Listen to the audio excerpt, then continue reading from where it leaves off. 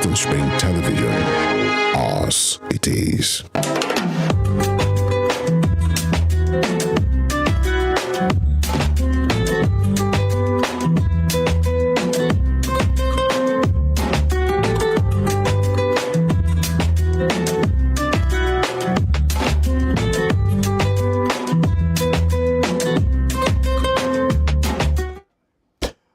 It's a beautiful month, the beginning of yet another wonderful month, and we will say happy new month to us all. And it's a month where we do the April Fool thing. Yeah, right. I don't know, maybe you got any April Fool this morning? No, I did not. It's never too late, and the leader of the fools that we love to fool up in here is just disturbing my earpiece, my earbud. I think so much is just going on, like we are losing track of April Fool and the fun that was actually associated with it. Honestly, it's all good. Glad to be back again. Good morning to you wherever in the world you are watching us from. This is Western Spring Television, channels 190 DTT, and super glad to be here to the first day in the new month. Oh my God, the fourth month. Man. The speed at which the year is actually going by makes you question the things you do every day. Absolutely. You know, so yeah. Absolutely. It's a beautiful one.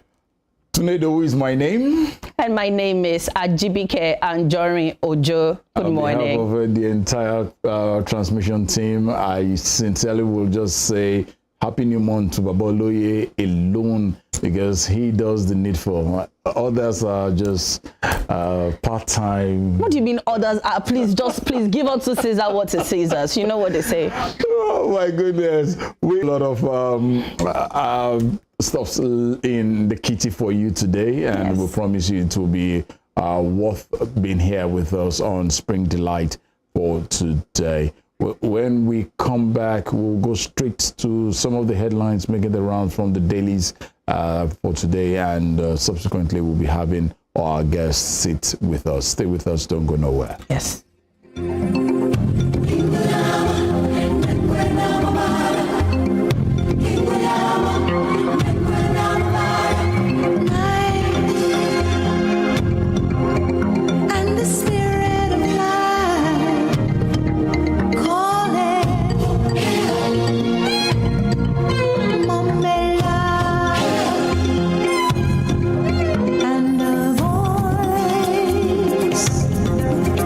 We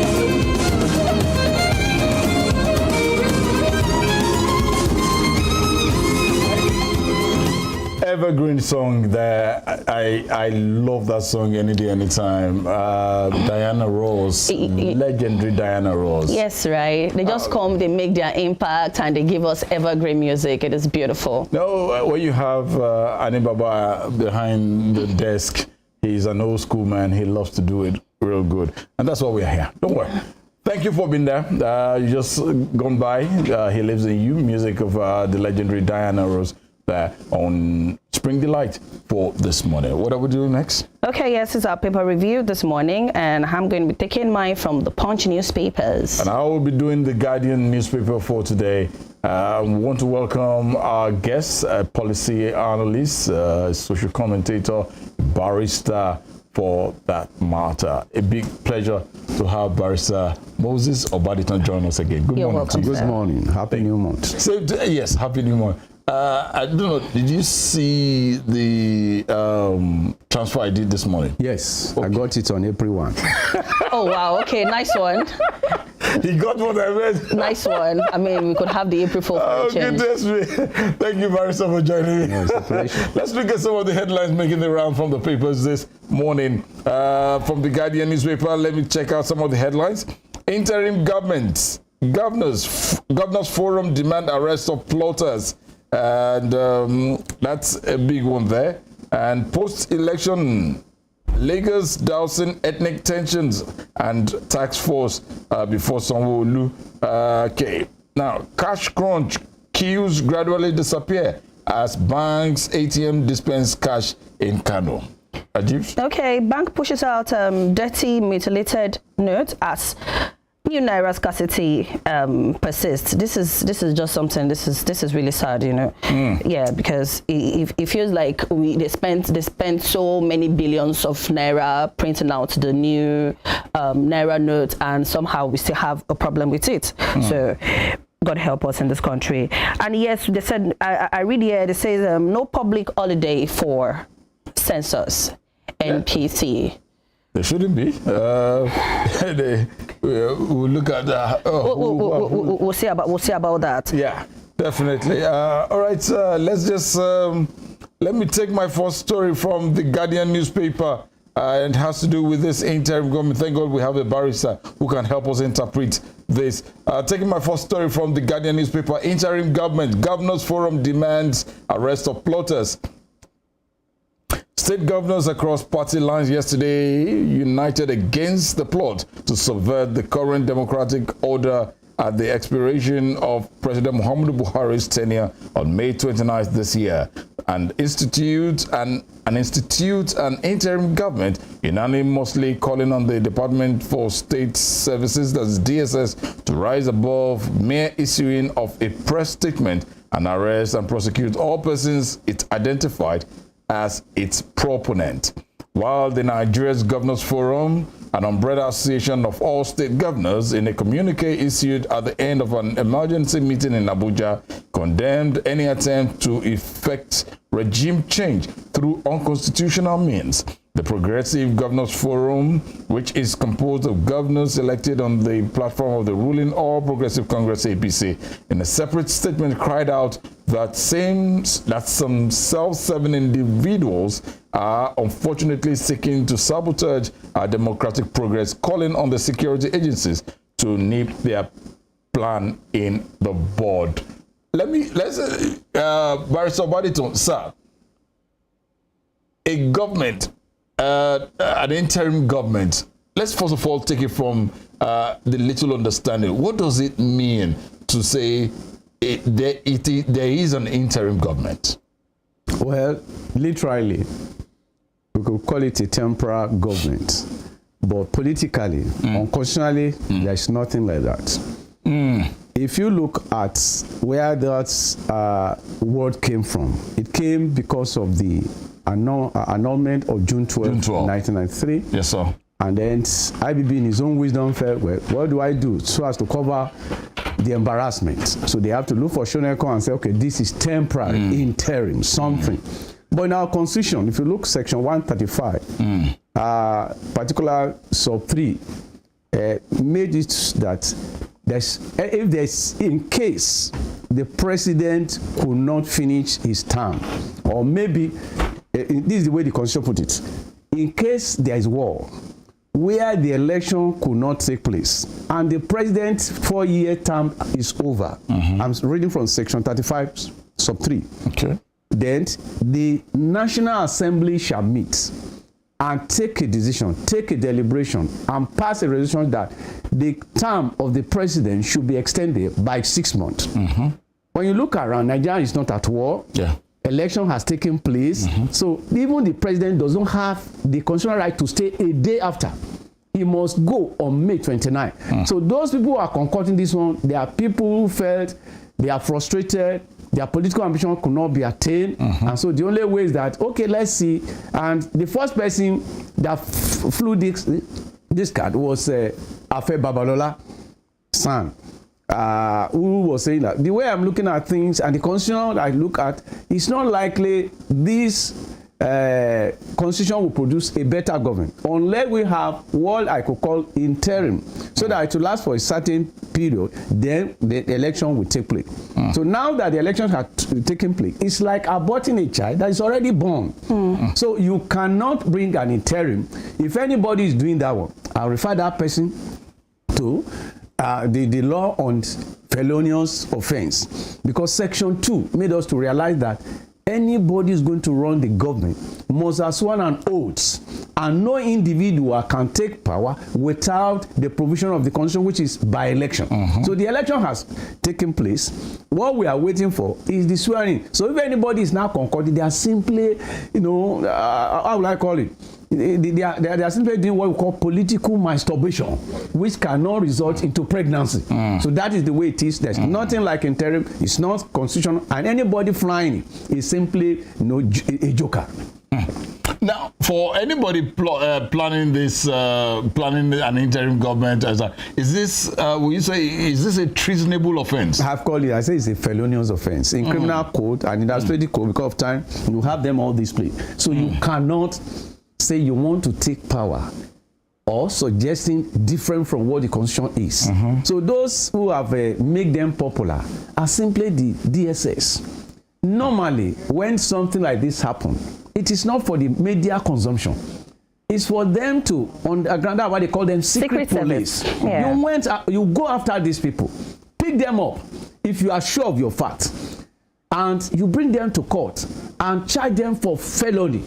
Because if you look at the world felony, people conspire either through external forces or within who want to take power by any other means, either at the state level, at the federal level. So if you are sure of your facts, you don't need to say some people. Who are these people? You have to go after them, pick them up. And I'll give you an example. Between 1962 and 1964, the Balewa government fell uncomfortable. Perhaps maybe because of security it got. He said the action group people wanted to take over through illegal means. And so 37 people, including Chief Obafemi Awolowo, Lateef Jakonde, Anthony Nahoro, were picked up. In fact, Nahoro has already fled to Ghana. They brought him back. And they charged them, and they were sentenced to 10 years in prison. Let's come back. On 28th of April, 1998, Oladipo Diad have just died, and 5 other generals were charged for plotting against Sani Abacha. The DSS did not tell us, some general are trying to pick them, get them, and brought them to prayer. So if the DSS they are simply not doing their job. That's not what's been done. Let's look at what happened in the 9/11 in America. The security board went there. So some people are trying, and they work. But because they did not do the needful, that didn't happen. The next time Donald Trump was not trying to allow election to take place, immediately begin to check him, and today he's facing numerous charges. So you can't be a DSS and say some people.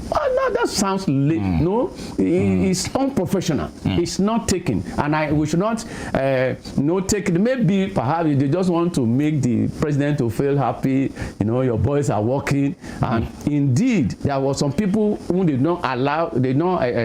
But that is not law. The law is if anybody, no matter who you are, trying to take over the government or suggesting anything that's unconstitutional, they should be invited. When Faika Ade was making some utterances the other time, he was invited. So who stopped these people?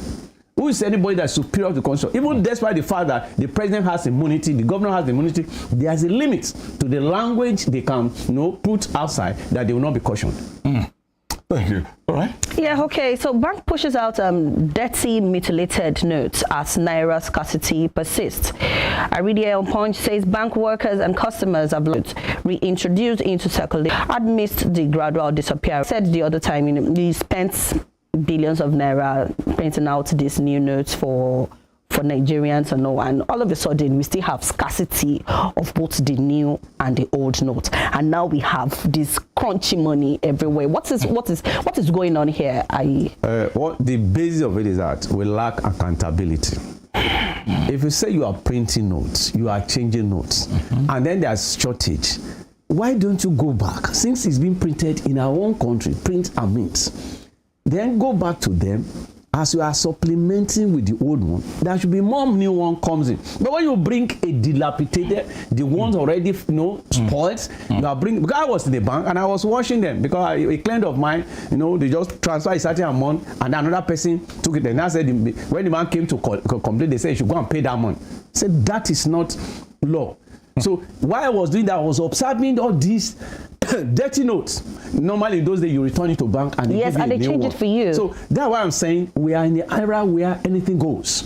So in a better climate, the central bank should have even paid the people for what we've gone through by giving us a certain interest on our account for the period they don't allow us to have access to the bank. For that bringing old note, it shows to us something is wrong. Number one, who are these people? Where do they bring this old note from? Right. Because there's a law of banking which was empowered by Sonny Abacha that when an individual bring a sum of 0.5 million, ask him to fill notes. Where did he get this money? And I want to discuss in a media, and a banker called me and say, yeah, what you are saying is true. But if they follow it, the order will go to customer will go to another bank. So if they are bringing this dirty note, let them fill form. Where do they obtain it? Where has it been? And the fact is that the federal government are aware that some people have stockpiled currency in their house for a very long time. They have what we call vaults in their houses. So when they now want to change currency, do now bring this thing out. Why don't they charge them and then see how they can use whatever charges they level to print more currency? I was watching a video yesterday when Idi Amin Dada in 1977 just went to the CBN and said, give me new notes. I need a new note. I need some. And that's that. We cannot print it like that. If there is a law that guides the printing, that same law should also guide the dilapidated currency, because whenever they become the bank, turn it, that commercial bank pay for the dirty note that is coming. But in case of emergency like this, you are the one who said you are changing it, you should have plan A, plan B. Your plan A has not satisfied the people, but that's not to tell us that those ones are not even supposed to be. If you see, even some children who are well trained, if they pick it on, they no, I can't touch this currency. Yeah, right. So if you are now bringing it to a commercial bank to the extent of putting it in an ATM, that even some of the bank managers say they have problems because that thing they have stick together, and they will not be able to move in a machine. So to me, I felt, where there's accountability, the CBN go by now will have resigned, the deputy will have taken over, and then see what can be done so as to hasten. So what they ought to be doing now is not to be rolling out, because they are still going to run to trouble.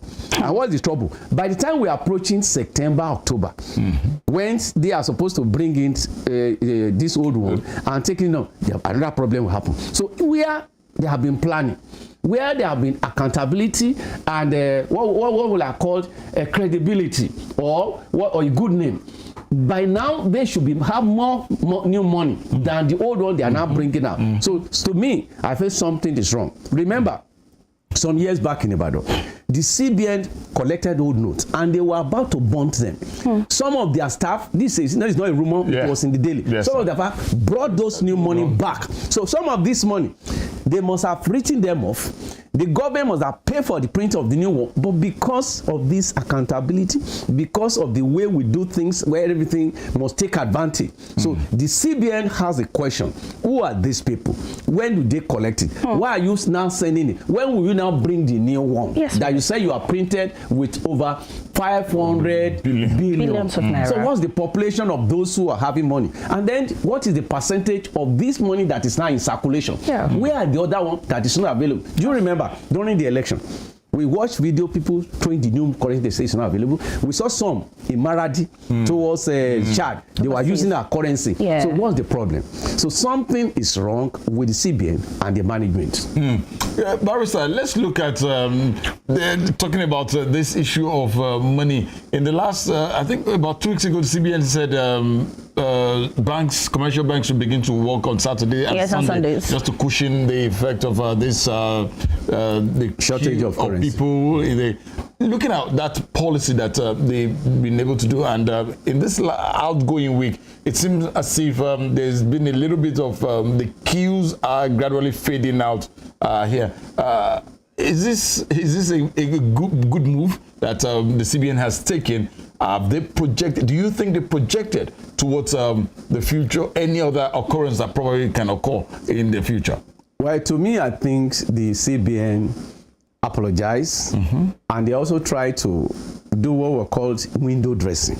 The Saturday and Sunday banking is a mere palliative. It's a mere addressing a dead corpse. I know you don't read a lot of books. There's a book written by James Hadley Chase, making the corpse to work. So you don't make commercial bank open without the currency that's supposed to be given to the people. Okay, if you said that, okay, we'll ask our people. You are now bringing money that they were even rejected. You are now bringing money that people could not have access into, even though they are coming and you are opening. So it is not the opening that matters. It is bringing the necessary document, making the commercial bank to work. But when you are injecting a dead horse, it can't move. And that is the story, because the central bank, to me, they lack idea. Well, we study banking law, and even you don't even need to go far. Go to Ghana, go to Togo, go to South Africa. Go there to any bank. Within minutes, you are done. So now let's talk even about the ATM that's around. Now, if you are assuming you have new notes, I remember I was about 2 months ago. I have a case in Ado-Ekiti.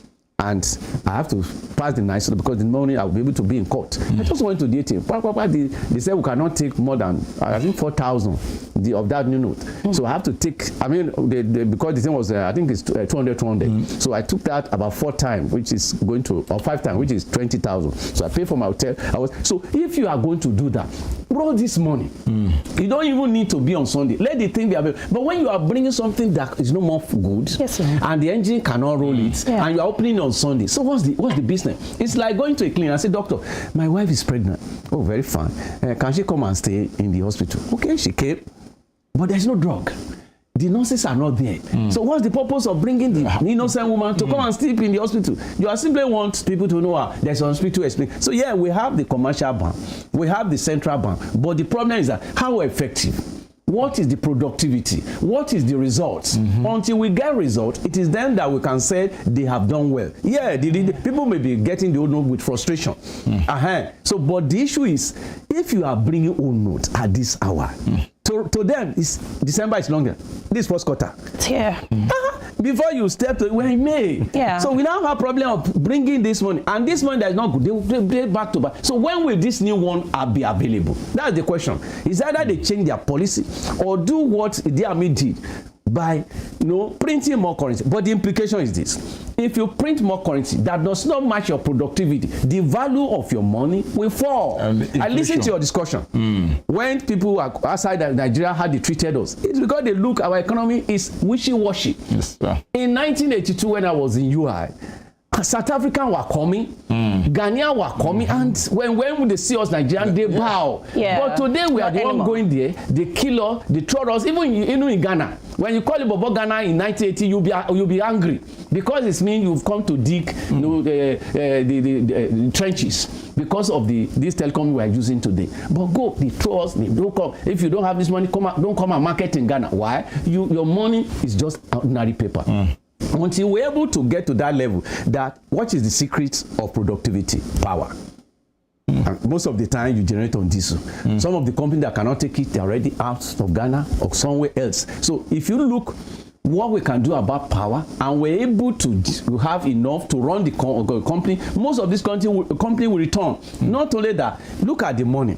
Assuming you're an investor and you cannot have access to money, how will you pay labor? How do you pay for the raw material? So these are concrete things that are supposed to be done economically. So to me, this outgoing government, we pray the new one will not have the same problem, because one, they lack vision, two, they lack tactics, and third, they have no planning. They are what we call interim, and they will have futuristic plan. This one, it just come there to occupy space. Now you remember how they define what is a matter? Thing that occupies space. So this government is occupying space without productivity, and until we're able to get it, before we get currency will now become of value. So let's see that we don't just print currency for printing sake, but let's see how do we encourage most of these companies that dilapidated, most of these companies that have run out, how do you bring them back so that they become productive, and then people become engaged? Why do people go through oceans? Because there's no job at home. Why do people go to Libya? Because there's no job at home. Yeah. So until we're able to get people engaged, the period I'm telling you, when I was on holiday, I go to PZ as a cashier. On a weekly basis, they pay of 57 naira, which was big money. As at the time I'm telling you, when I went to South, from Calabar, where I serve, to Lagos, it's 49 by year. I go by year. What was the allowance? 200 naira. Look what 200 can do today. So these are the challenge confronting until we have people, not just politicians, but statesmen who is able to think. They said the politician think of the next election, but a statesman think of the future generation. So until they think about you, your baby that is coming, it is then we are going to be able to move from where we are to where we ought to be. Amazing. Even as much as the CBN here, sir, they're saying, okay, we're trying to put up all this for us. They are still talking about us to embrace digital payment channels. CBN urges Nigeria. For someone like me, once bitten, twice shy, where there's so much of internet fraud. Now, looking at digital payment channels, are we ripe in the country? Is Nigeria ripe to go to this level? Even if I have to buy fuel, you don't need a petrol attendant there. Once you have your ATM, you put it inside, all you need, and you just sell the fuel, remove it, and you're gone. But are we able to embrace these digital payment channels in the country at this moment, sir? Let me use allegory. It is one thing for a woman, with due respect, man, to be physically matured. It's another thing to be emotionally mature for marriage. Because if you look at, this is a big girl. The big girl, how prepared is for marriage. Now let me illustrate it to economy. How are we ready for economy or transit and get to that one? The other time they say before you can be allowed to have you have to go and do DVN, that kind of thing. These are the things we are put. But the issue I'm asking, how often does your internet function? If you are going from here and you are sending maybe WhatsApp, do you know sometimes it doesn't flow? So first of all, solve that internet user. I mean the networking, the everything. And then secondly, we now look at those people behind, those who are, for example, Patani that I make reference to gave us some statistics that nobody will believe. He said during the election, over 2 million and something were think they are now begin to assuming these people they have no business. 2 million, and the analysts will say that means for every many people, over 1,000 people were attacking the INEC. So you don't run economy, you don't run political system with lie. In an ideal country, even in Africa, okay, let's even look at Rwanda. About 26 years ago, corpses were lying in the street of Rwanda. But if you go to Rwanda today, as you are going, your network is working free of charge, just like some campuses where you go there and you use it. That is what we call development. So in our own case, we want MTN, we want this one, and the question we're asking, how far have they developed? If you look around, most of them are running on diesel. Remember, I'm coming back to power. So, and even where they keep the generator, armed robber go there and pick the generator. And so these things are not running. So our government are not thinking. So what do we do so that this networking will be all over? So when you have it, that you can now be talking that you are ready for digital economy. Let's go to Uganda. Uganda, socially, they are behind us. When I'm talking of social life, the average Nigerian is sociable, is this one. Politically, they were behind. There used to be a man called Jomo Kenyatta disappear. No, when you have no yet Uhuru, it means political crisis. But today, look at that country. They conduct election digitally. The result was out within 48 hours. The Supreme Court gave the verdict within 2 weeks, and things are normal. I'm going to the economy. They have 98% digital transaction. Why? Because they have studied what ought to be done. So it is not just mere rhetoric. Nigeria is going, we are crossfire, Ghana is doing it. What are the resources? What are the facilities? Then do you have people who are able to work? We normally discuss something, we say we have problem with institution. It's not only institution. We have problem with those who are running that institution. When those who are running your institutions are not men of character, they are not men of integrity, they are not men who can account for the office, all the same, this is my chance, this is the privilege. And when you begin to explain, let's go back to that currency. I say that somebody who is in charge of print and mint is closer to the president. Gogo is up. And there's no problem having it. The problem is how competent is he. When you put a square peg in a square hole, then you get result. But when you put a square peg in a round hole, you run into trouble. So, and those are problems we have today. This one must be put there, that one must be put there, and then we cannot get result. In the day when DSA are telling us now, they don't need to tell us. Some people, just see people in court. What happened? They say they picked them when they were planning the whole thing. So today, until we go back to the drawing board and look at what other countries are doing, which is institutional development, and then look at those who are supposed to be there. There are people who are fit and proper, and then look at the means of check and balances, so that it's not just everybody is making noise, and then the next in line when we come.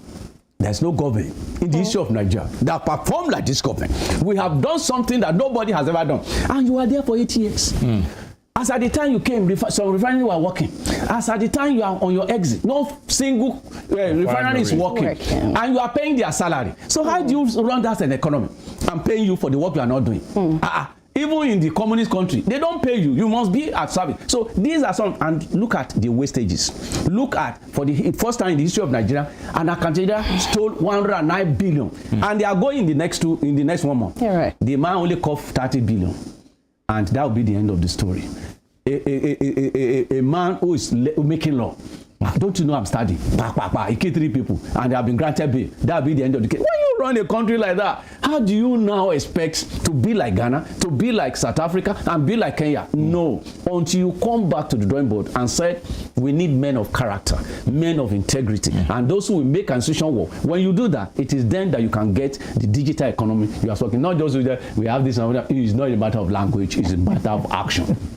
Thank you, Barrister. It's okay. So I'm just shifting away from the money and all that. Yes, money is everything. I give you money now, you smile. Oh, definitely. Oh, definitely.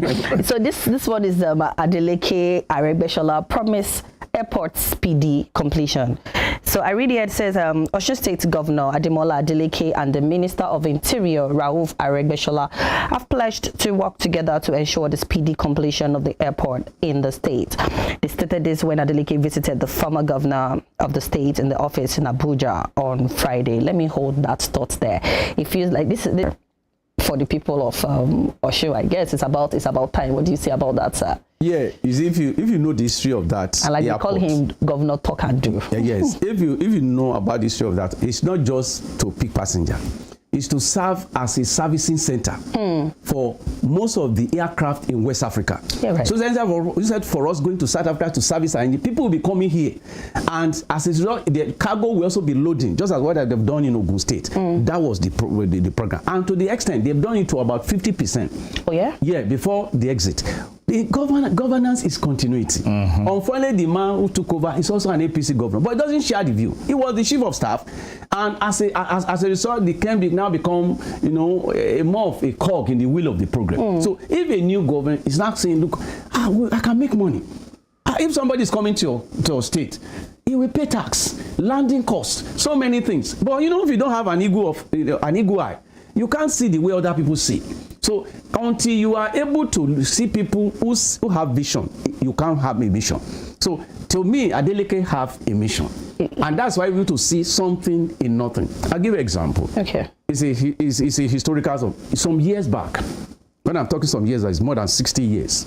A man was looking for petroleum in America, in Alaska particularly. And he has done everything. He got tired and then sold the land to somebody else. The next person who inherited it within a day hit the golden ore. Wow.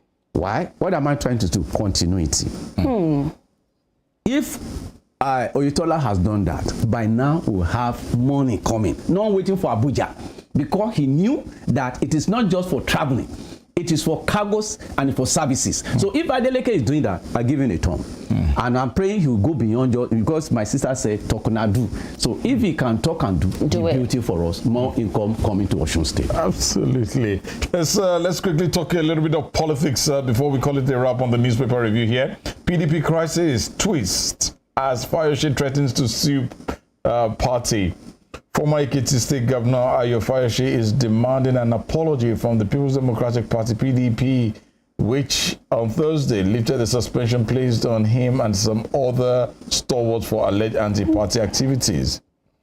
Fayose said the apology must be made within 72 hours. That's about 3 days, for about 3 days. The former governor also wondered yesterday what the party would have done to him and others if the PDP presidential candidate Alhaji Atiku Abubakar had won the February 25th election.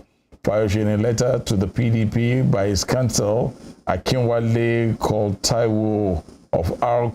Kolawole Taiwo and co. threatened to go to court should it fail to apologize to him for alleged defamation.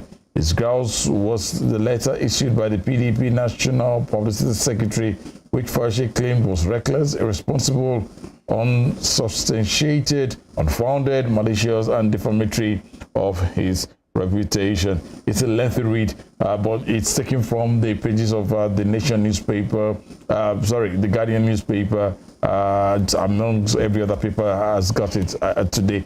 Barrister, the PDP party seem not to be ready to leave the crisis. The crisis keeps getting deeper, and deeper. Looking at what's happened to the likes of Fayose, former Senate President Ayim Pius Ayim, even the national chairman that stepped aside, as it was said. Can PDP ever be a formidable opposition party in this country again? They can't. Because, let me start with Fayose. There is a saying by the Yoruba, they say, when they ask you not to fire, you are bringing cutlass. When you command them, you are done. When they expel you, you didn't go to court. So if anybody has blackmailed you, but a new chairman has now brought to you, is sort of a peaceful, how will I call it? He has introduced to you that they are ready for reconciliation. They've cancelled your suspension and that kind of thing. To me, I think he should have exploited those peaceful approach. If they have done it, that is what political parties are about. There are people who doesn't understand. Party is for crisis resolution. There is no party. I was saying it yesterday on your media. I said, not even Labour. As I'm talking to you, Labour have two chairmen. Or two chairmen. And one will say I'm the right, the other one says the right. So if you come back to PDP, and I think Oshokomole, if you know him very well, he loved controversy. And so he wanted, how will I say, he wanted a sort of glamorous kind of reabsorption. So maybe that's why he has approached that one. I've not seen the issue of maybe blackmail or no blackmail, but the issue is Oshokomole should take it easy. Now coming back to PDP. There's a saying that says those who fail to learn from history will have history repeated on them. The PDP failed to learn from history. In 2014, there was a crack in PDP. 7 governors threatened to pull out, and eventually 5 left. And those 5 governors came to form what they call new PDP that form APC today. And eventually they went to that election in 2015 and lost. In 2023, 5 governors also threatened that, look, it is either Ayu goes or not. And people are looking at it. What's so special about Ayu? Ayu himself made the statement, like, look, once the candidate comes from the north, I will resign. And I was thinking, is the man that is going to dance in the market that should dress better than those who are coming to watch? Absolutely. The Atiku is the one who is going to dance in the market square. Why don't you tell your drummer, which is the chairman, okay, step down, let's see what. But the man just took them for granted. And when you take people for granted, you are grounded. And that's why a PDP became grounded. Look at the 5 states PDP lost. Historically, the eastern part of Nigeria is a place which is sure and ready for PDP since 1999. If Obi has been in their camp, they will have put that one in the kits. If River has been a controversial one, River normally score. There was a year in 2003 they scored 1%, and people say, "Oh, it's not possible for a whole state to just vote for a particular party." But that was the Rivers for you. They lost it. At all these one, they are like troops that went to war with a divided army. So having realized that, at the end of it, the man that they say will not go eventually was forced to go. What they should have done, which they are not doing, because when I started noticing, I said a new interim chairman or a new chairman, I said that's wisdom. In politics, you don't say this one does not matter, that one doesn't matter. Everybody matters in politics, because politics is a game of number. So where you denigrate and reject, other people will welcome. And let me give you an illustration. If a man said, "This is my wife, I don't like her. She's this one, she's not." And if you want to pack her. The woman you're asking to pack her, somebody is outside. He's seen something you did not see in her. And that's politics. Your member you are chasing away, there are some quality that man has. If you don't treasure it, other will take them in. And that's what has happened. And it's likely to happen until they mend their fences. And before you pause me, yes, sir. If you look at the building, this building is standing on some pillar. Yes. There are some pillar that you cannot pull down. Once you pull down, the whole building falls down. So in political party, people like Oshokomole, people like Wike, these are people who are financing. Even when Ayu was away, even when Atiku was away to other party, they were people who are in that party. So if you now come, and maybe for their excesses, you try to curb them. You bring them to your side. You woo them. It's just like what I've done. If you have a wife who assisted you when you are nobody, now that you have become somebody, that woman know your secret. If you go too far, he will give you out. And that is why things are not working in most homes. The same thing in political party. So there are some people like Fayose and their life. Cut their friendship, set up committee, reconcile them. If you look domestically here, I think the same thing happened. The APC felt some people are just crumbs. And remember, Jesus was saying that even the children, they eat from the crumbs of the master. So if you bring crumbs and I bring crumbs, it becomes something. So because of their inability to solidify, to unite themselves, the APC went to election and lost. They lost the gubernatorial, they lost the National Assembly, even House of Assembly, almost 99%. So these are something people need to learn. In politics, there's always room for reconciliation. Never say never, because a friend today may become an enemy tomorrow, but an enemy tomorrow may become friend when it comes to political field. Barrister Moses of Addington, it's always been an insightful time. It's a pleasure to be with you, because you know how to ask questions. Thank you so much. Thank you so much. And we want to say a big thank you to you for being a part of us this morning. Thank you, sir. And next week, Saturday, hopefully, you must do something. It's going to be Easter period, so we'll look forward to that. Oh, okay, true. Probably it's going to be... I'm sure what does it want? $1.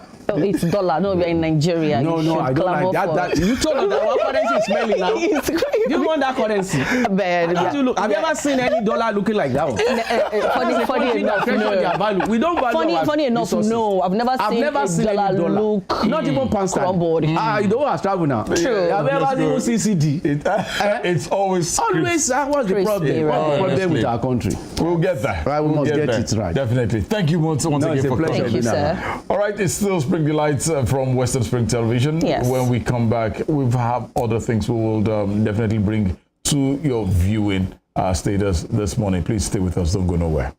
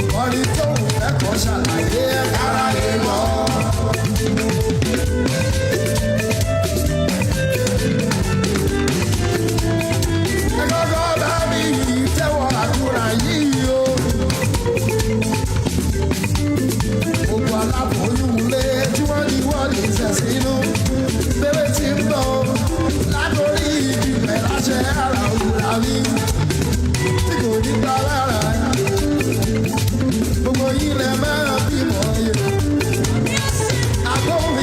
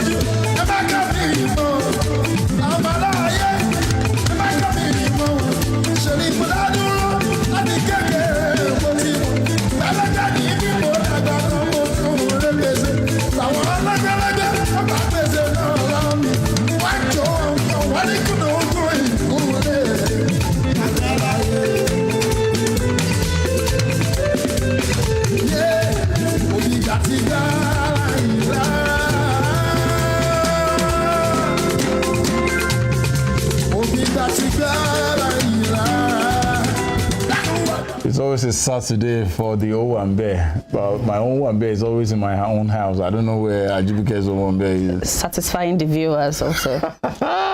Nowhere to go to. You have to don't just tell me I know you now. What's that supposed to mean? I'm here for now. What I do outside here. After now? It's nobody's business. But yeah. Really?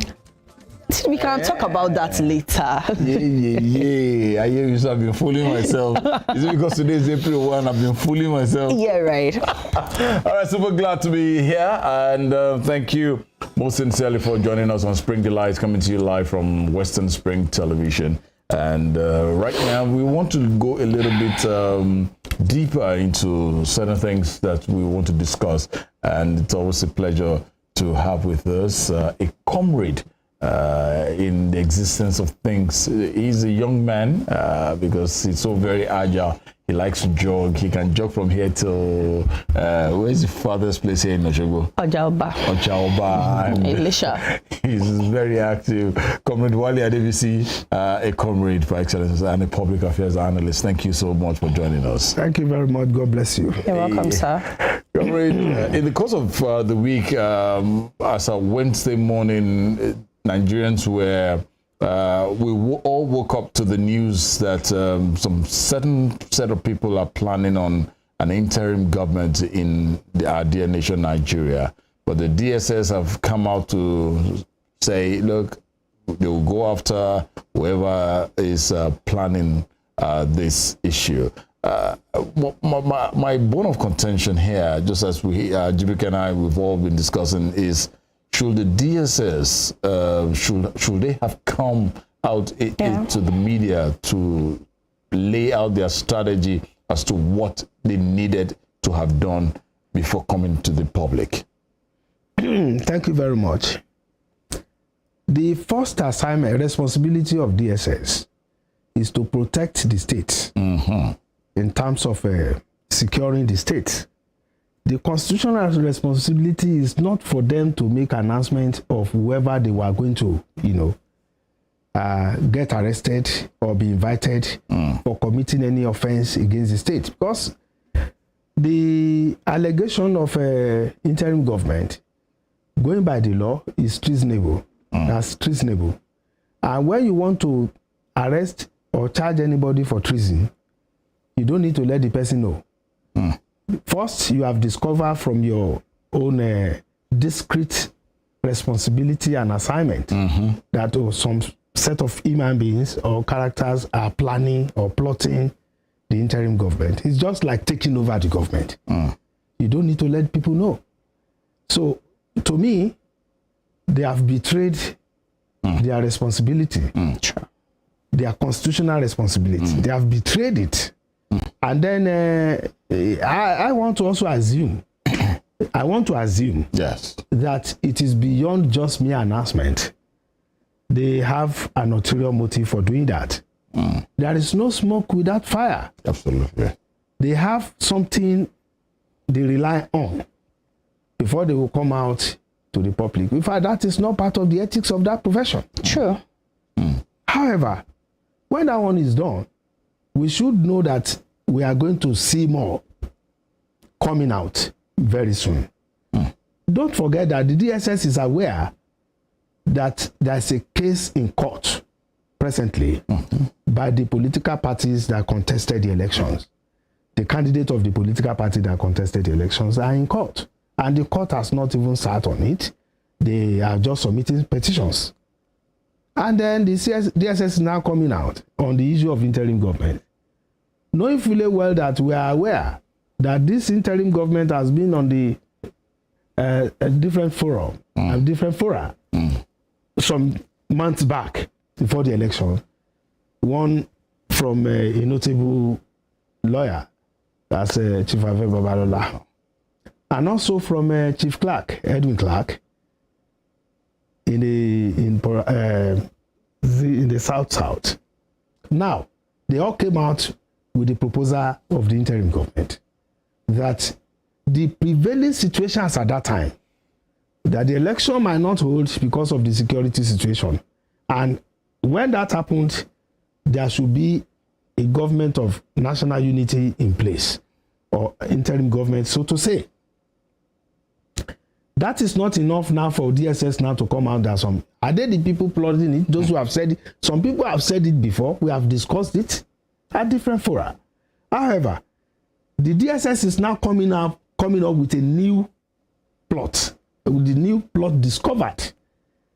What is the essence of telling us now when no arrest has been made or invitation has been made? That's why I said it is beyond just mere media statement. There is more to it than meeting the ordinary eyes. Wow. That's an ulterior motive which is highly political. But it's quite unfortunate that the DSS could be dragged into this kind of political issues. It can also happen because they are not independent. It is an agency that is attached to the presidency. Knowing fully well that we also have NIA too. It's also a secret security agency. Yes. But then the NIA work It's about intelligence. and is to gather intelligence and then support the government. The CDSS will work on the intelligence and make the arrest or invitation. So we've not. I don't think even if something like that has happened, what the DSS ought to have done is to approach court to get a warrant. Then get a warrant to arrest those who have been, cited to be involved in their investigation. However, they have not done so. Wow. Anything, Jiwa? When we talk about the DSS, we hold them so much in high esteem. And when I read it, just like you said, we woke up one morning and the story was just everywhere, like the plot and all that. So now we talked about, earlier on the show, we said we are not accountable for the things that happen. Things just happen in our country and we just let it slide. Now we understand the fact that what the DSS, what they came up with, like letting the whole world know the plots on the ground, it is unethical, truth be told. So now my question is, who is going to sanction them? It is wrong. We were not supposed to have an idea this was happening. So who is going to come out to say, okay, this is not supposed to happen and all? It is the presidency. We have two presidency in this country. Now, we have the presidency, and we have the people that work with him within the presidency. Something happened some times ago about the former EFCC chairman. The Magu was arrested or was invited, or rather, interrogated for having committed some, misdemeanor in his agency. But at the end of the day, Mr. President was claiming ignorance of it. But the issue of his arrest and interrogation was, orchestrated from the presidency. That's why I said we have two presidencies in this country. The presidency of the president and the presidency of the staff of the president. Wow. So the issue is that we are operating in a form of abnormality in this country. And it's so funny. You will discover at the end of the day that the president may claim ignorance of what is happening to may claim ignorance of the statement from the DSS. Yes. Then some people will be behind it. So that is why we have to be careful in this. And that's why I said in my opening remarks that the DSS ought not to have been dragged into this kind of political situation. Exactly. Because at the end of the day, we have not seen the end. The end, we will see what is going to happen very soon. For a case in court, the DSS do not have the power to talk about the case in court. That's the political case in court, the tribunal. So I don't know if they have find out things like that. What they need to tell Nigerians is that, we have discovered some people are plotting to overthrow the present regime. Yeah. But that is the meaning of interim government, because one government is still in place and the government the present government has not wound up. Yeah. It's yet to wind up. Then the new government is yet to take over. And another government is somebody is plotting another government. That is treasonable. It's a serious criminal offense against the state. So what the DSS ought to have done is to have made arrest, to have conducted deep interrogations before they will announce to Nigerians that this is what they have discovered. It's not by telling a thief that you are telling armed robbers, we are coming to arrest you tomorrow. We learn that you are going to rob a bank. Yeah, right. And then we are coming to pick you up. Will they go there? No. Whether the offense is committed or is yet to be committed, it's a criminal offense. It's a criminal attempt. Some people have done it in the past. Chief Olusegun Obasanjo and some others. Abraham Adesanya, Beko Ransome Kuti, they were arrested. The Nadeko were arrested with that they wanted to overthrow the government. And then Professor Obaro Ikime from University of Ibadan, then Professor Toyo Olorode, and Dr. Dipo Fashino, Professor Eduwa Upetu were also arrested for being involved in the coup. And we call it Phantom coup, if you don't know. And they were arrested by Babangida regime. And they were tried. Obasanjo was in South Africa by that time. As soon as he came to Nigeria, he was picked up at the airport by this Colonel Bello. Do you still remember him? Yes, sir. He is now late. Absolutely. So when they are accused of conducting a phantom coup, they were tried. We didn't even know how they planned. They were tried, and then they were, at the end of the day, some of them were jailed, and then later another government came in and released them. But now nobody has been arrested. We have not seen any arrest. We have not heard about any arrest. So there is more to it. If you understand Nigeria political system, the way we operate in this country, or the way the ruling elite operate, you see that they are up to their game. They will come up with a new thing. You see, what has been in their mind is what the DSS has announced. Or their next game plan is what the DSS has helped them to announce in order to test the water political water, so that people can now put up different reactions, and from there they will strategize. They say that an interim government, it undermines democracy. Can you just enlighten us how it undermines democracy? Any government that has an interim government. But before, let me take us back to about 30 years ago, 93, whereby the last interim government was for about 82 days during the Sani Abacha regime. Now, that period, then we're even still saying it will get better. We're still saying it will get better till tomorrow morning. Yeah, right. Now, how will an interim government undermine democracy? Can you just share with us your experience? You see, the present democracy, that's 1999 up to now, is a democracy by name. It is not a democracy by practice. People are not involved in this type of democracy. It is democracy carried out by the ruling elites. It is a democracy that is being operated by military constitution. Can you now call that one a democracy? It's a democracy with aberration. Democracy must involve the people. It's about the people. It's a government of the people, for the people, and by the people. So where is the people involved in this type of democracy that we are operating in Nigeria? Nigeria leadership is running a fascist state. And that is why you can see the role of the DSS in the political matter, which does not involve them. Decisions in democratic setting is being orchestrated by the people. The decisions in Nigeria, the ruling elites, have they involved the people in their decision making? No.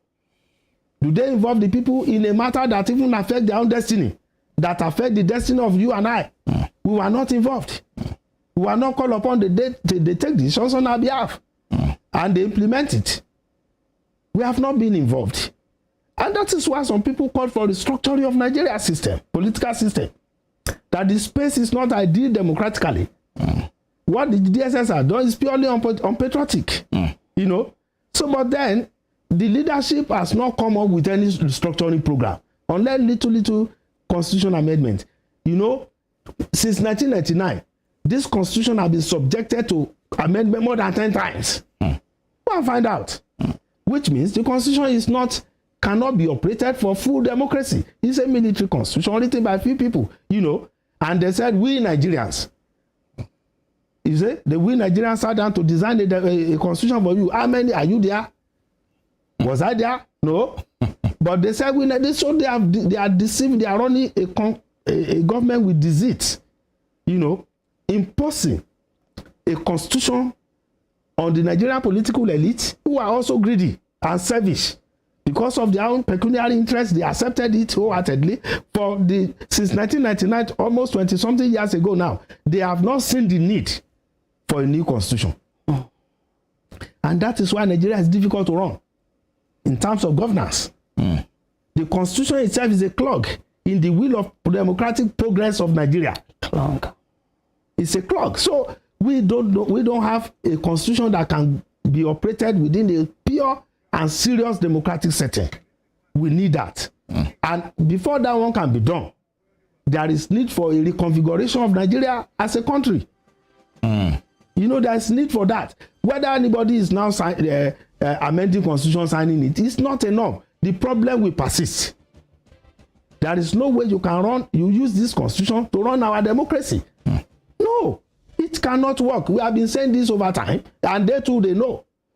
But because this constitution satisfies them, it takes care of their interest, even though it's not taking the interest of the majority. You know, when we conducted the election, 7.8 million votes, you know, is declared for the winner. The population of Nigeria is over 200 million. Is it up to 10%? But then, our democracy, that is what is operating here. You know, at least somebody who will govern Nigeria should have 100 million votes. That's average. On the average, if truly Nigeria is up to 200 million. If Nigeria is not up to 200 million, then you cannot be declaring somebody as president-elect on over 7 million votes. But you see, everybody is trying to guide their interest, protect their interest. Politics is about interest, but who is protecting the interest of you and I?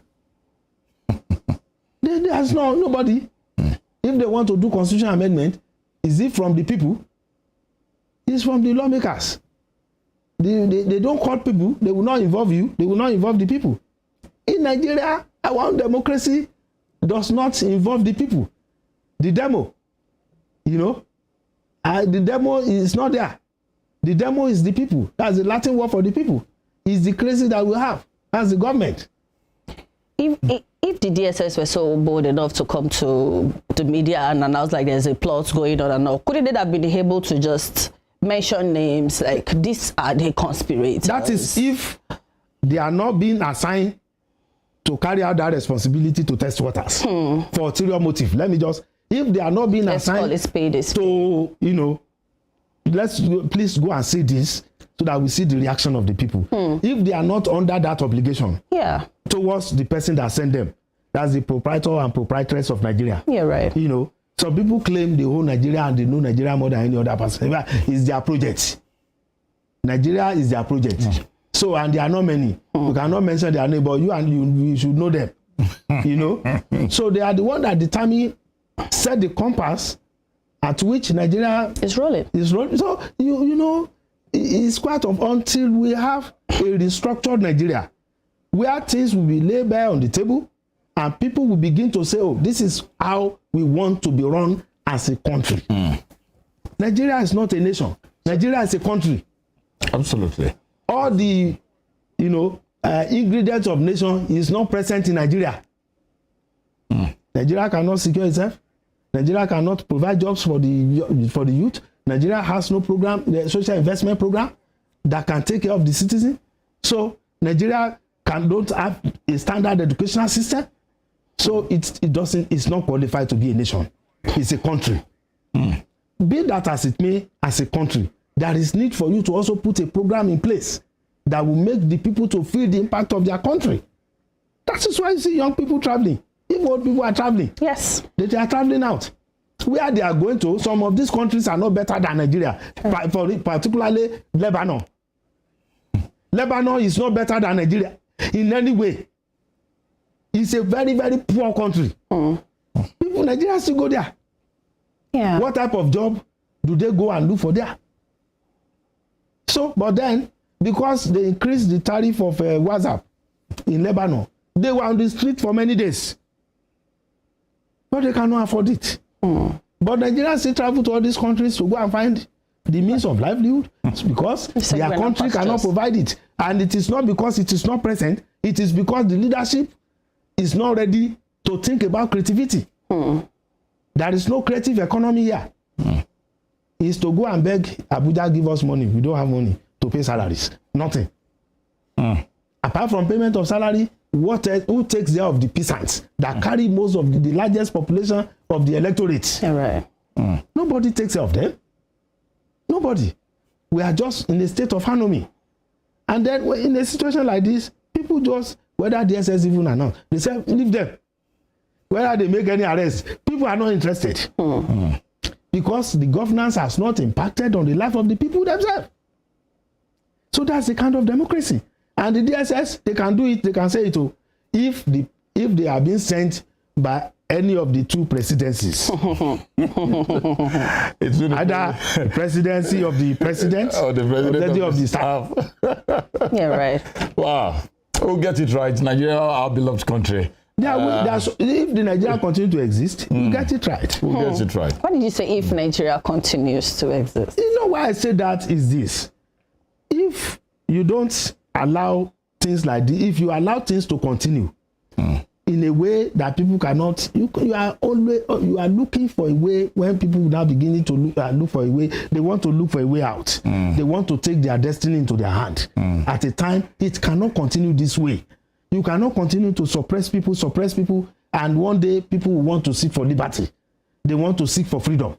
They want to liberate themselves. It will surely come when oppression does not stop. When suppression does not stop, liberation will show its face one day.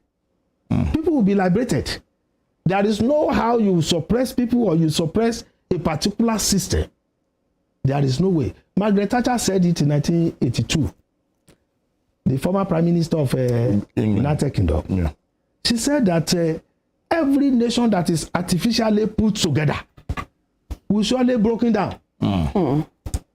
Will surely be broken down. They will fall apart. It happens. We have seen the example in USSR. Perestroika glasnost. By Gorbachev. It was later discovered Gorbachev has been the agent of the West for a very long time. He had his university education in the US.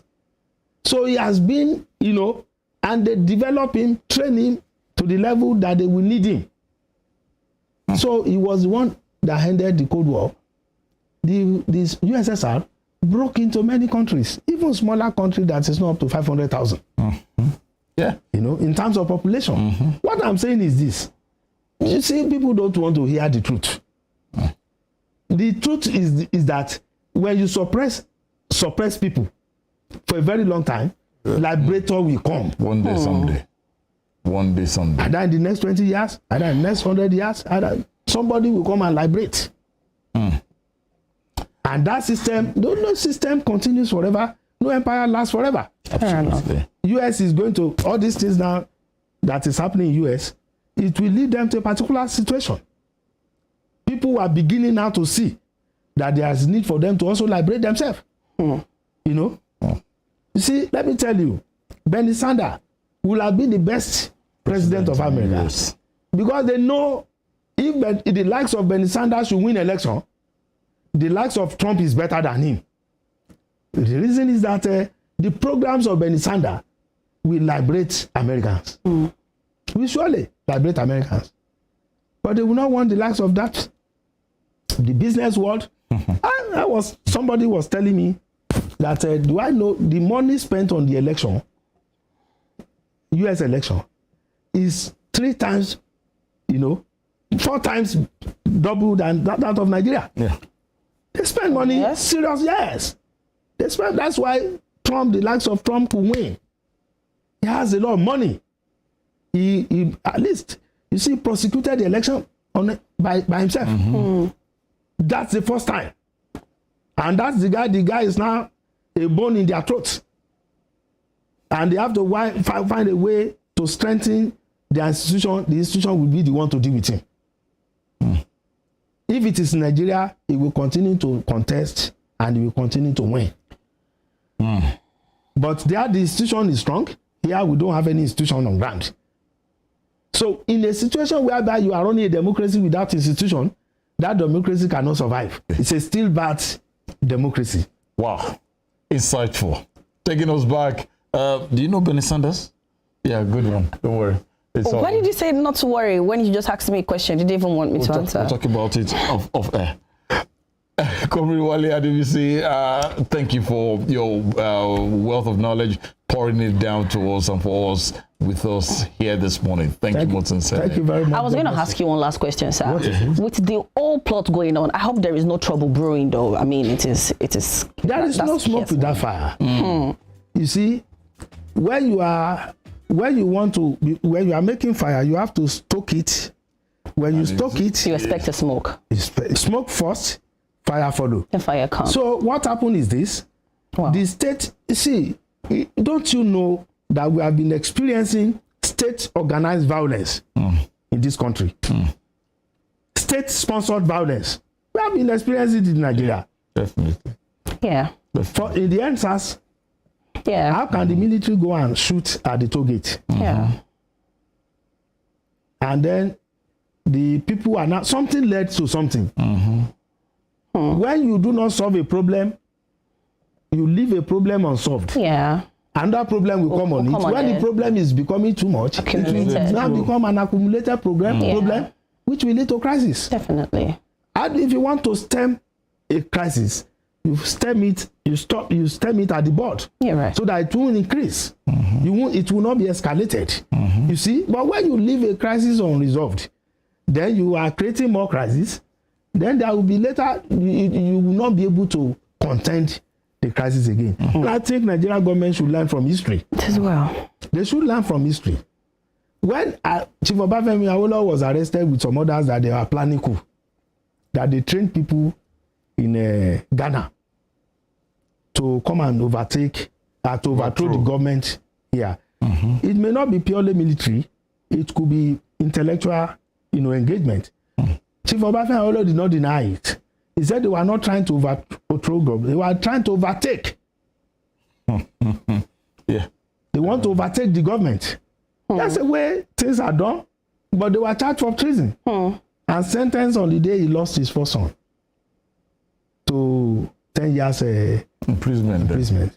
So, but it's unfortunate that, fortunately, he was released by another military government to become the vice president of Nigeria, in charge of the economy. And his involvement in that government made Nigeria to quickly overcome the effect of the civil war in the post-war reconstruction. He was the chief economic planner, and he was able to protect the economic interests of the Igbos who went to the war, who went home and left their property here. He kept their property for them, and he released it as soon as the war ended. And then he was able to plan very well for the post-war reconstruction. And what happened in 1970 was oil boom. One day, someday, we'll do a thorough have history. the time to divulge into all that properly. Though I was young, you just brought back that memory back here. And it's a good one. Thank you always, Comrade. Thank you very much. God bless you. Thank you, sir. Tomorrow, every 2nd of April of every year is known as the Day of Awareness for Autism in all over the world, and the United Nations is celebrating that, commemorating that day again tomorrow, 2nd of April. We have a doctor in the house very shortly. She'll be joining us here. She's from the mental health department of the Union Osun Teaching Hospital. Yeah, she will be coming in to enlighten us on autism. What are the causes, symptoms, signs? What could be done to prevent it? Is there a treatment option? We'll talk about it when we come back right after this break. Please stay with us.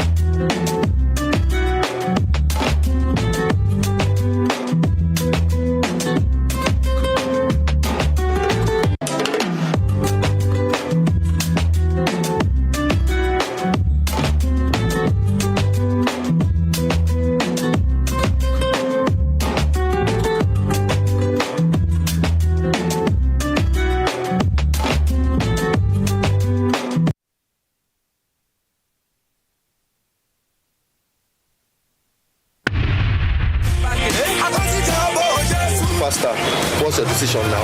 5-city tour, United States, 5-city tour, UK. That sounds good. That sounds good. It sounds good, but you're dreaming. No, Baba. But, what's up, man?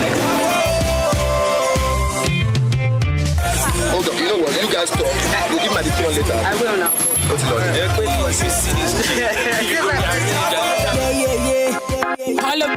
Holla baby. Whiskey. Wheezy and Olamide. Yeah, Missy. Call it. You know how we do, ladies. Girl, you know you look so fine, and I want you to be mine. Tell on me you can rely. I'll be waiting for reply. Girl, you know you look so fine, and I want you to be mine.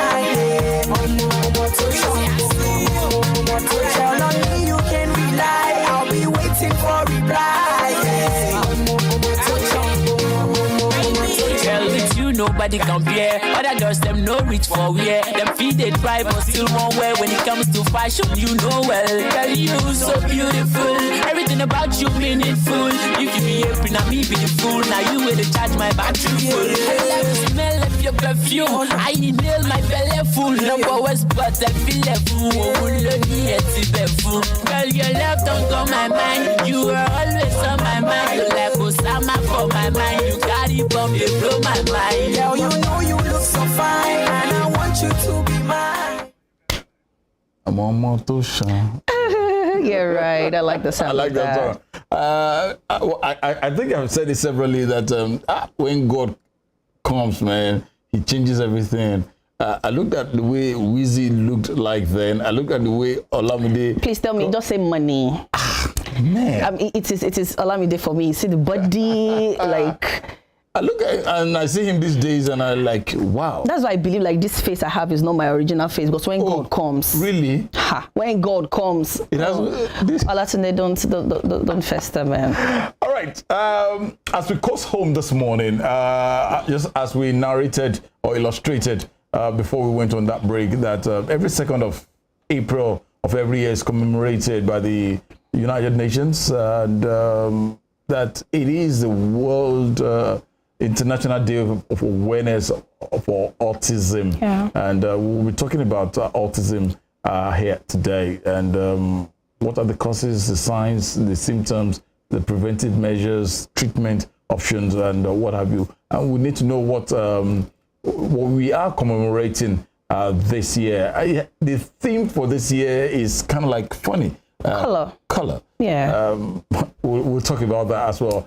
There is somebody in the house this morning who will help us out, but let's just give you a brief narration as to what we will be talking about this morning. Yes, autism is a lifelong developmental disorder that impacts a person's ability to navigate social interactions and causes repetitive and restricted behavior. Now, autism awareness is significantly low despite the fact that its frequency has tripled over the previous decades, which is worrisome. This is why every 2nd of April is set aside annually to increase the awareness about what autism is, as well as how we can support autistic people in the society. The theme for this year? Color. We'll talk about that. It's a pleasure having somebody in the house with us this morning. She's from the mental health unit of Unation Teaching Hospital, and one of a kind. Very amazing woman. And I want to welcome Dr. Adiola Ajayi on set this morning. Thank you, Doctor, for joining us. Thank you very much. You're welcome, ma'am. I'm glad to be here. All right, let's just autism. Yes. Somebody probably will look at me just like my brother here. What's that? What's autism?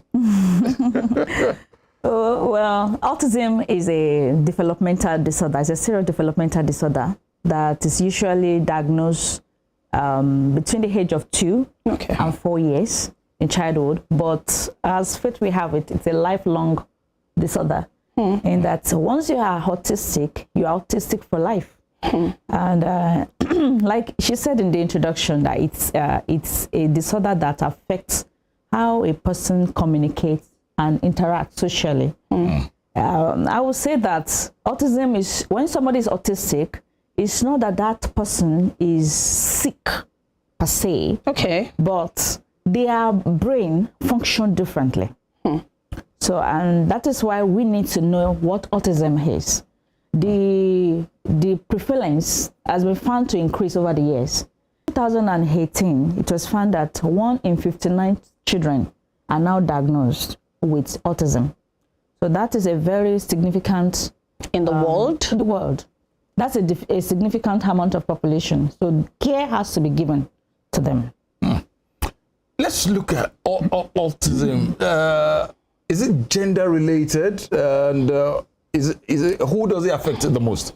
The male or the female? It affects both. Okay. But it's been studies have found out that it's more commoner in male than female. About 4.3 to 1 ratio. Oh, yeah? So you will have diagnosed autism 4 to 5 times before you see it in male before you a female. Why is that?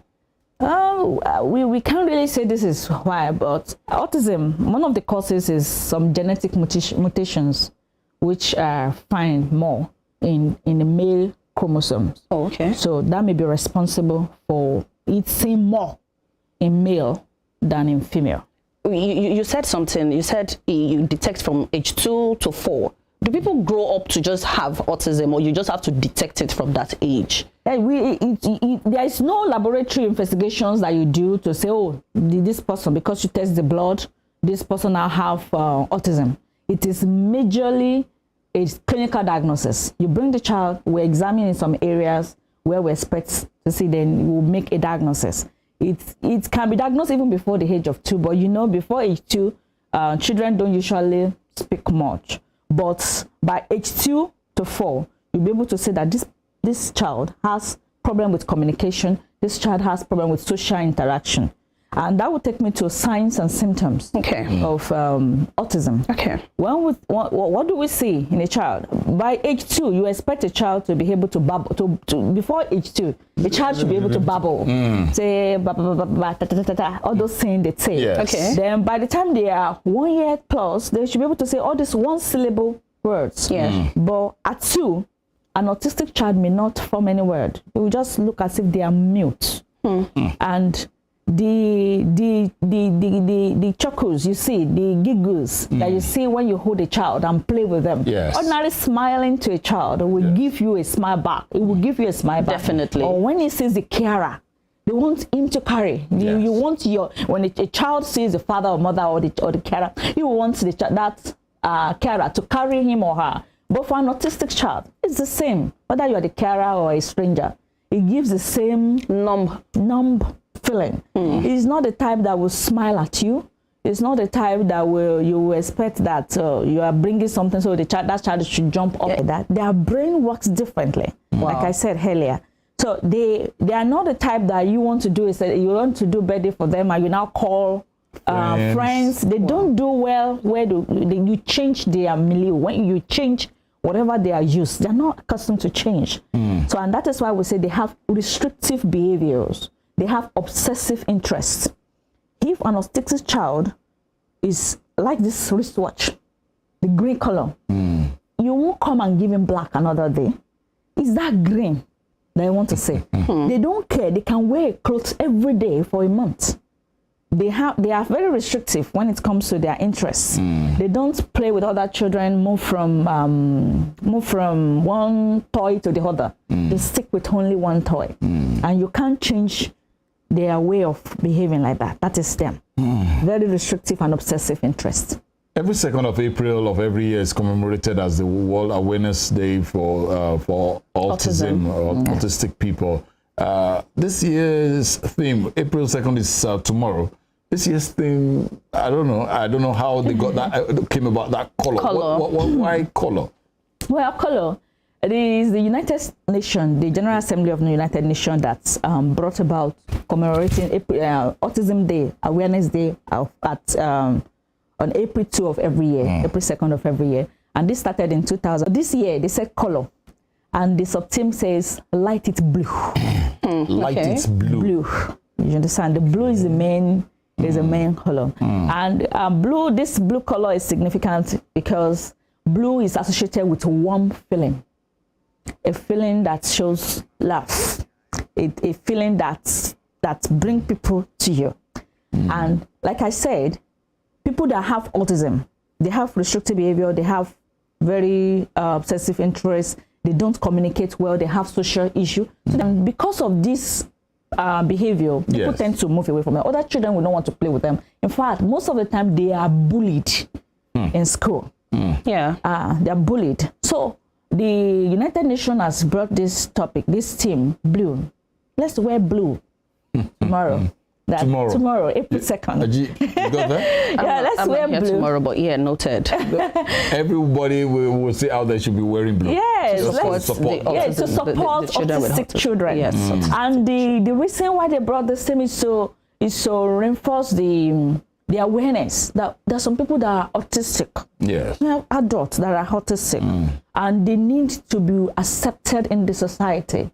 Because they are autistic doesn't mean they can't live their own full life. Absolutely. And I have to add that autistic children, autistic people, they can have any form of intelligence. They can be very high intelligence. They can have average intelligence, and they can be below average. Those that are below average, they will need assistance throughout the rest of their life.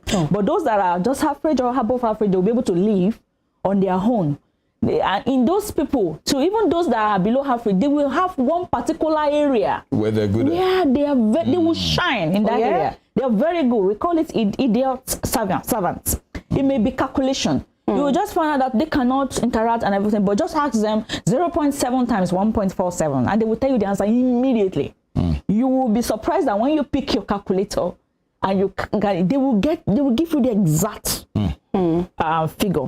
Some may not be calculation. It may be art, drawing, and everything. We've seen a child that, as you are talking like this, he will be drawing you. And after the thing, you look at it, will just be show it to you. In fact, after he finishes, you will feel like, when did they snap me and produce this? It will look exactly like you. Yeah, right. So that is it. They have this specific area where they are good.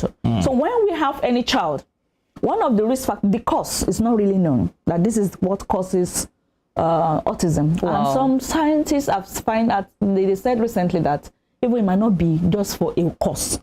So we have risk factors that can lead to that. We say, this is a risk factor for autism. Is that from pregnancy? Not only from pregnancy. Okay. But if you have somebody in the family with autism, there is a risk of having. So it could be a genetic thing. Yes, it could be hereditary. So a parent that have one autistic child can have another. There are some chromosomal abnormalities who have been found, have been linked to autism. Then people that have people with older parents, the older the father and mother, the more likely for that person to have an autistic child. But we must know that because they have autistic children, that does not mean that child will not live a normal life. They can become doctors if they have good intelligence, if they have intelligence, or even above average, below average intelligence. They can do it. They can be a reporter. They can be broadcasters. Who they want to be. They can be who they want to be. You just have to know that this is their own brain doesn't work the way you and I, yours and mine we do. We have to know that. So the best thing when it comes to autism is this early diagnosis. There are some other conditions that we can have that will make a child not talk or not behave well during childhood. For example, a child that have Bartter-Switzer. What's that? Bartter-Switzer is when you have something during labor, the child did not cry on time. They have suffered trauma during birth and delivery. Maybe the first thing a child comes, we need a child to cry so that we get taking oxygen. Oxygen and glucose, those are the main food for the brain. So 4 minutes, baby is still struggling to breathe, that's not taking oxygen. That child is going to suffer from permanent brain damage. So they may do the naming ceremony and everything, but the developmental milestone of that child is going to be reduced. So the child may not speak on time, the child will not crawl on time. Even the neck that's supposed to stay within 3 to 4 months will take autistic, and a child by 1.5 years will still not be able to walk, and they will be telling her, this child is lazy, putting him in box and everything like that. You don't need to assist the child to walk, to sit without support. You understand when it gets to that. So those can mimic autism. I have somebody here. He's a grown-up man. He's now walking, but before he walked, oh goodness me, right. But that's on the lighter note. But let's quickly, before we go today, is there a cure? Are there treatment options for autism? Okay, like I said earlier, autism is a lifelong disorder. It means there is no permanent cure. They can only be managed. We have other disorders, so that people will not say, oh, why? Hypertension to diabetes and all different forms of disorders. Yes. Yeah, but the autism is just visible. It's something you can see in a patient. Yes. Or in the person. Behavior. The behavior, the lack of communication, the social clarity. Restriction, they don't want to interact much. That is why I say that it's not as if they are sick. Okay, but they're just a disability. Yeah, they are different. So what do we do? I said the first thing is early diagnosis. Let's get to know this is what. Then we go into behavioral therapy. We give therapy to the parent, give therapy to the child. Different symptoms, even the destructive behaviors that we talk about, it differs from one patient to the other. So what that patient comes with is what we will use to take care of that person. And there are some schools in developed world. They have schools for this kind of children. It's not like the common disability school that we just go and mix with somebody that has no hair, somebody that has no. It is like a special school, and they take care. They know their need, their deficiency, and they fill in the gap for them. But in our own area here, where I heard that there's a school like that in Lagos, I'm not sure. But in Osun State, I don't think we have any. But even in normal school, if parents, teachers, they get to know that there are some students like this, there are some people in our community with this kind of disorder, they will not see them as outcasts in the class. They will not allow other students to bully them. And in this doing, we make them feel acceptable. Light it blue. Let them feel the warmth. Yeah, right. Yes. Thank you. Right. Dr. Adiola Ajayi. I'm sorry. I'm just going to ask her one. Do you think we still have autistic children now? Do you still diagnose them? Yes. In fact, the diagnosis, the way we diagnose is now becoming more. Oh yeah. Like I said earlier that the World Health Organization said 1 in 59 children now have autism. Wow. In our area, people may not bring them to the hospital. It's only when they see fever, child getting but not being able to breathe well or bleeding. That is when they will bring the child to the hospital. Oh, yeah. But an autistic child is not feverish. It's not feverish. It's not coughing. It's not doing anything. It's just there. Just being. Doesn't disturb any people. So if they learn that this might be what this doctor talk about autism, let's take him or her to the hospital to find help. Thank you so much. Wish you the very best, and as we commemorate the day tomorrow and other days, I know we'll always get in touch, and we should come and share with us your wealth of expertise. Yeah. Thank you, Dr. Adiola Ajayi. Yes, from the Mental Health Department of Uniosun Teaching Hospital. Thank you once again for joining us. You're welcome. Thank you. And we'll say happy new month to you. Yes, new month. We got to go. We'll be back again next week Saturday. It will be Easter Saturday, and then we'll be getting ready to go and meet Jesus and all the needful. Oh, probably. Okay, we'll go to Galilee and all that. Galilee is Monday. So really, I don't know anything about that Easter thing. I mean, I should cover my eyes when I say that. A big thank you to our esteemed producers and directors. Yes. Annie Baba, head of camera, Sheyi Omotayo, the entire team, Sheyi Babatunde, Bapolo, everybody. We love you. We appreciate you for doing a very good job as always. Stay with us. We still have so much to serve you from Western Spring Television. Tunde Idowu remains my name. Yes, my name is Ajibike Anjorin Ojo. And yes, to the autistic children, you're going to live a good life. We love you. Yeah.